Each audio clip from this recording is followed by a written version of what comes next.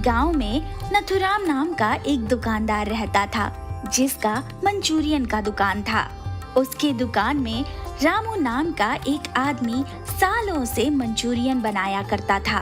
रामू के हाथ के बने मंचूरियन बहुत ही स्वादिष्ट हुआ करते थे, जिसे खाने के लिए रोज लंबी लाइन लगी रहती थी। कभी कभी तो यूं भी होता था कि दुकान पर मंचूरियन खत्म हो जाता था, मगर लोगों की भूख और इच्छा खत्म नहीं होती थी।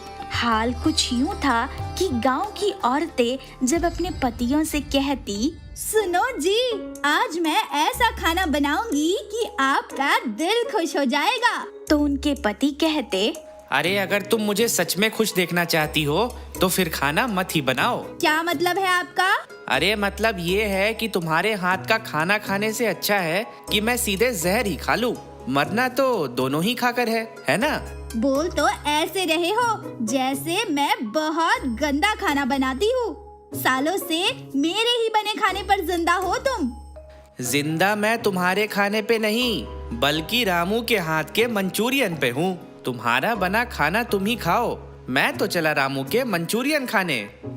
और बस इसी तरह बच्चे हो, जवान हो या बूढ़े, सभी नथुराम की दुकान पर जमा हो जाते।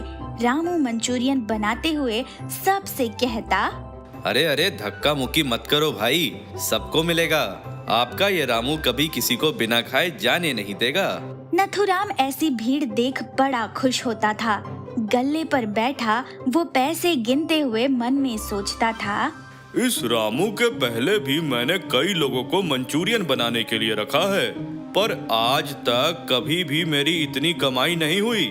ना जाने इस रामू के पास ऐसी कौन सी जादुई रेसिपी है कि कोई भी दूसरा इसके जैसा मंचूरियन बना ही नहीं सकता।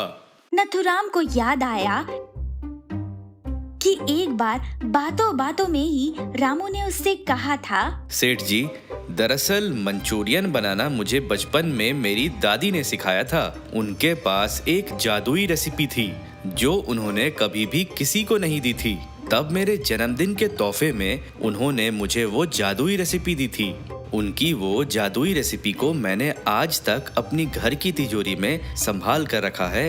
नथुराम को ये अचानक से याद आया और याद आते ही उसके दिमाग में एक शैतानी ख्याल घूमने लगा। उसने सोचा, अगर मैं कभी किसी तरीके से इस रामू की तिजोरी से वो जादुई रेसिपी चुरा लूं, तो फिर मैं खुद ही मंचूरियन बना सकता हूँ।